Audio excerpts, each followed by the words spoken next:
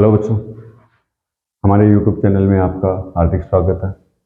पीछे की क्लासों में हमने बहुपद को बारे में डिटेल से समझा था। बहुपद क्या होता है, बहुपद के शून्यांक, बहुपद की घात, शून्यांकों और गुणांकों के मध्य संबंध देखा था। चैप्टर 2 हमने बहुत ही डिटेल में और हर एक क्वेश्चन के सॉल्यूशन हमने यूट्यूब पर अपलोड कर दी।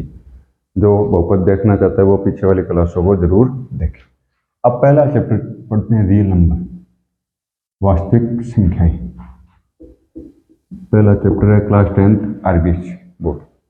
आरबीएससी बोर्ड के अनुसार पढ़ रहे हैं और ये चैप्टर वैसे 10th क्लास के सीबीएसई आरबीएससी दोनों के लिए यूजफुल है। अब देखो यहाँ से हम क्या करेंगे भाई, रियल नंबर क्या होता है। इससे चैप्टर में आने से पहले कुछ चीजें हम बेसिक से स्टार्ट करते हैं, जो आपने पहले छोटी क्लासों में 7th में 8th में 9th में 10th में पढ़ी हुई। सबसे पहले हम बात करते हैं संख्याओं पर। संख्याएं क्या होती है? नंबर्स।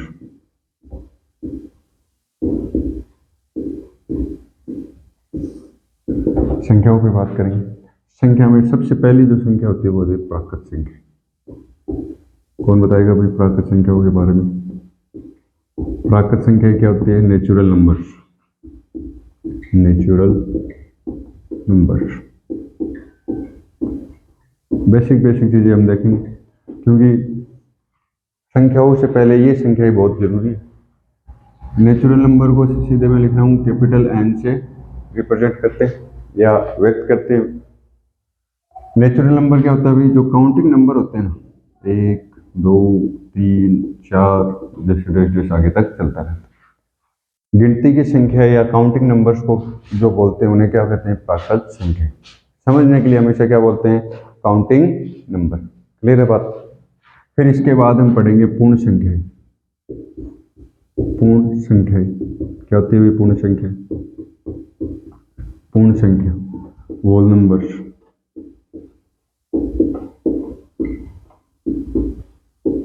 पूर्ण संख्या क्या होती है भाई? पूर्ण संख्या को डब्ल्यू से रिप्रेजेंट करते हैं, व्यक्त करते हैं डब्ल्यू से, कैपिटल डब्ल्यू से। जिसमें अगर नेचुरल संख्या में 0 भी शामिल कर दे तो उनको क्या बोलेंगे? पूर्ण संख्याएं कहा जाता है।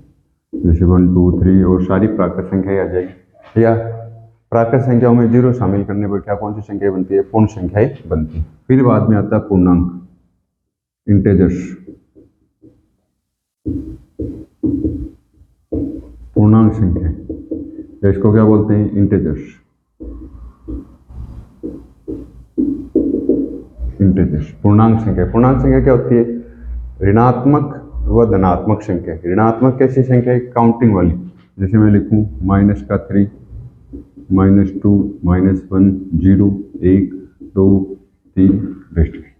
जिसमें प्राकृत संख्या भी शामिल हो, पूर्ण संख्या भी शामिल हो, और माइनस की प्राकृत संख्या जो सारी है उसके अगर माइनस का चिन्ह लगाते हैं तो वो संख्या भी शामिल हो। अगर अपनी सिंपल लैंग्वेज में समझे, ऋणात्मक धनात्मक और 0 संख्या सारी संख्या के इसमें आती है पूर्ण संख्या को, और इसको आई से रिप्रेजेंट करते हैं। अगर मैं लिखूं इसको आई से लिखूं, कैपिटल आई से, कई इसको जेड भी लिखते हैं।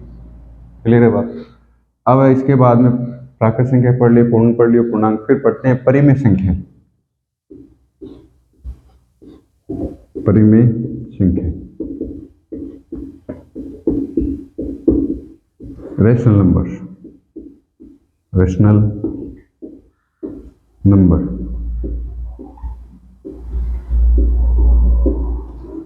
परिमेय संख्या कौन सी होती है? ऐसी संख्याएं या वह संख्याएं जिसे P/Q के रूप में लिखा जा सकता है। Q के रूप में लिखा जा सकता है।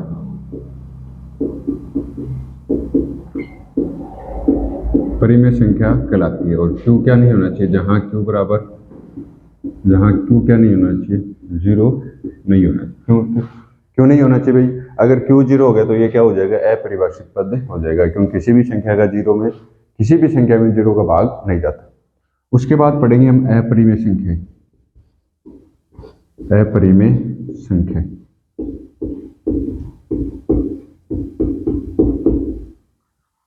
क्लियर बात? अपरिमेय संख्या क्या होगी?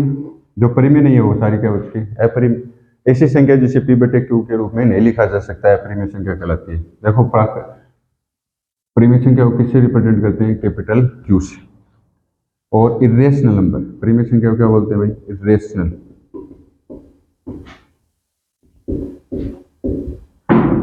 रेशनल नंबर, तो वो सेम परिभाषा है। ऐसी संख्या जिसे p बटे q के रूप में, या वह संख्या जिसे p बटे q के रूप में नहीं लिखा जा सकता, जिसे p बटे q के रूप में नहीं लिखा जा सकता, रूप में नहीं लिखा जा सकता। क्लियर है बात? अब देखो यहाँ पे परिमेय संख्या को थोड़ा सा दोबारा देखते हैं भाई। जैसे कोई परिमेय संख्या, उसको क्या मैं लिखूंगा? एक है, ये भी क्या है? परिमेय संख्या है। दो एक परिमेय संख्या है, -1 है, ये भी परिमेय संख्या है। क्यों? क्योंकि एक के बट्टे क्या होता है? एक होता है। एक के बट्टे एक, एक के बट्टे या 2/3, ये परिमेय संख्या है या नहीं? ये देखें, पहले सिंपल संख्या ही देखें। जैसे 1/2, 2/5, ये सारी संख्या क्या होगी? परिमेय संख्या कहलाती है। जैसे अपरिमेय संख्या कौन कौन सी हो जाएगी भाई? अगर अंडर रूट में कोई अभाज्य संख्या हो तो वो हमेशा क्या होगी? अपरिमेय संख्या कौन कौन सी हो जाएगी भाई? कौन कौन सी होगी? जैसे अंडर रूट में अगर कोई अभाज्य संख्या हो, जैसे 2 हो, √3 हो, √5 हो, या 22, जैसे पाई होता है, पाई क्या होता है मान? 22/7, ये भी क्या है? सारी अपरिमेय संख्याएं कहलाती है। क्लियर है बात? तो परिमेय अपरिमेय में हमने देखा। फिर आता है शांत दशमलव, जो आपने 9th क्लास में थोड़ा बहुत बता देता हूँ। अगर किसी संख्या का जैसे 5 है, 5 में 2 का पूरा भाग जाता है, अगर 5 में 2 का पूरा भाग जाता है तो वो संख्या कौन सी कहलाएगी भाई? शांत दशमलव कहलाती है। अशांत 2 प्रकार की होती है, जिसमें पूरा भाग नहीं जाता या आवर्ती होती है। जैसे एग्जाम्पल के तौर पर अगर मैं लिखूँ 10/3, 10/3 या 2/3 एग्जाम्पल के तौर पर लिखता हूँ, तो ये क्या आएगा भाई? 0.6666। तो अशांत तो है, लेकिन क्या हो रही है? 6 की क्या हो रही है? आवर्ती हो रही है। तो अशांत आवर्ती संख्या, एक जो भाग जाता रहता है, कभी भी शेषफल क्या नहीं है? शून्य नहीं है, तो उसे कैसे कहते हैं? अशांत अनावर्त। क्लियर है बात? अभी तक इस चीज के बारे में हमने देखा। ठीक है भाई, हमने सभी संख्याओं के बारे में जाना। अब आप थोड़ा सा एक डायग्राम द्वारा समझ लेते हैं। सबसे पहले क्या होती है भाई? Natural number. नेचुरल नंबर जिसके काउंटिंग नंबर हो, प्राकृत संख्या जैसे 1 2 3, ये सारी संख्या। इसके ऊपर प्राकृत संख्या को क्या बोल सकते हैं? पूर्ण संख्या। वो क्या होती है भाई? होल नंबर, जिसमें प्राकृत संख्या शामिल होती है। 0 भी ऐड हो जाता है, जैसे 0 1 2 3 दोबारा लिखा हूँ। फिर इसके बाद में आता है माइनस की संख्या और आ जाती है ऋणात्मक, उसको बोलते हैं पूर्णांक संख्या। आई के बाद आ जाती है परिमेय संख्या, क्यू बोलते हैं। क्या बोलते हैं भाई उसको? क्या बोलते हैं? क्यू, परिमेय संख्या। और एक होती है अपरिमेय, इरेशनल। अपरिमेय, परिमेय और अपरिमेय को मिलकर जो बनता है उसे क्या कहते हैं भाई? वास्तविक संख्याएं कहते हैं। वास्तविक संख्या में दुनिया की सभी संख्याएं आ जाती है, काल्पनिक संख्याओं को छोड़कर। वास्तविक संख्या क्या है भाई? वास्तविक संख्या की परिभाषा क्या लिखेंगे? क्वेश्चन आता है सीधा भाई, 10th क्लास में सीधा क्वेश्चन पूछा जाता है, वास्तविक संख्या किसे कहते हैं?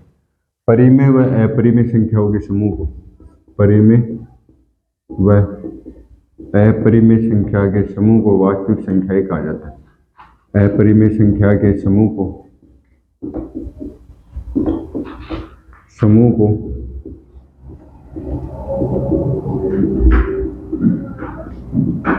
वास्तविक संख्याएं कहा जाता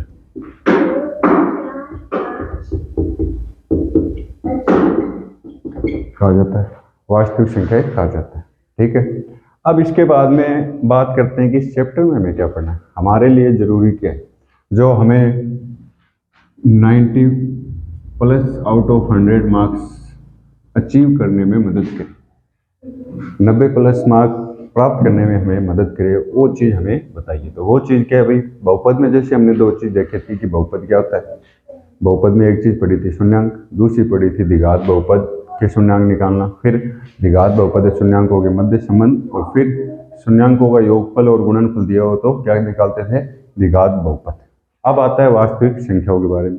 वास्तविक संख्या में क्या क्या पढ़ेंगे, पहली चीज पढ़ेंगे भाई, क्या पढ़ेंगे, HCF and LCM. HCF LCM कैसे निकाला जाता है, अभाज्य गुणनखंड विधि द्वारा HCF और एलसीएम। पहले इसमें यूक्लिड विभाजन एल्गोरिथम द्वारा भी HCF निकालना था, वो अब आपके सिलेबस, राजस्थान बोर्ड के सिलेबस में नहीं रहा, अब आपके सिलेबस से हटा दिए गए। सेकंड चीज, दूसरी चीज क्या पढ़ेंगे भाई, परिमेय अपरिमेय संख्याओं के बारे में, अपरिमेय संख्याओं के बारे में पढ़ेंगे। तो दो चीज जो मोस्ट इंपॉर्टेंट है इस चैप्टर की, HCF एंड एलसीएम, अपरिमेय संख्या, और यहीं से आपके क्वेश्चन पूछे जाते हैं। 4 नंबर के क्वेश्चन आते हैं भाई, 2 1 नंबर का MCQ आते हैं और 1 2 नंबर का क्वेश्चन यहाँ से आप इस चैप्टर से आपसे पूछा जाता है। पहला क्वेश्चन ये पूछ लेंगे कि 5 और 7 का HCF और एलसीएम ज्ञात कीजिए। दूसरी चीज ये पूछ लेंगे कि कोई संख्या है, जैसे अभी ये पूछा, परिमेय व अपरिमेय संख्या के समूह को क्या कहा जाता है, वास्तविक संख्या कहा जाता है, प्राकृत संख्या कहा जाता है, पूर्ण संख्या कहा जाता है, पूर्णांक संख्या कहा जाता है। क्लियर है बात। इसके बाद में जो पूछा जाता है अपरिमेय संख्या के बारे में पूछा जाता है कि बताओ भाई, सिद्ध करो कि √2 है। मैंने अभी बोला कि √2 क्या है, अपरिमेय संख्या है, तो अपरिमेय संख्या है क्यों भाई, ये अपरिमेय संख्या क्यों है, इसे हम प्रूफ करेंगे कि इसे अपरिमेय संख्या क्यों कहा जाता है। क्लियर है बात। अब स्टार्ट करते हैं हम हमारे चैप्टर HCF एंड एलसीएम से।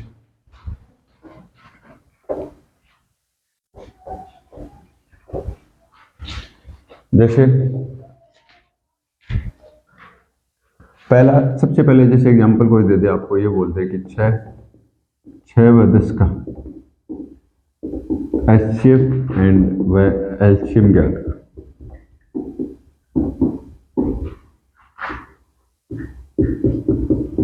HCF क्या होता है भाई, HCF होता है हाईएस्ट कॉमन फैक्टर, जो उस संख्या में इतना कॉमन आ जाए उसके बाद में कोई कॉमन, उससे बड़ी संख्या उसमें कोई कुछ कॉमन नहीं आना चाहिए। जैसे 10 है भाई, 10 में हाईएस्ट कॉमन फैक्टर क्या है, जैसे 1 है, 1 हर एक संख्या में 1 का भाग जाता है, फिर क्या है 2 है, तो 2 से बड़ा कुछ भी इसमें कॉमन नहीं दिख रहा, तो 2 क्या हो जाएगा HCF।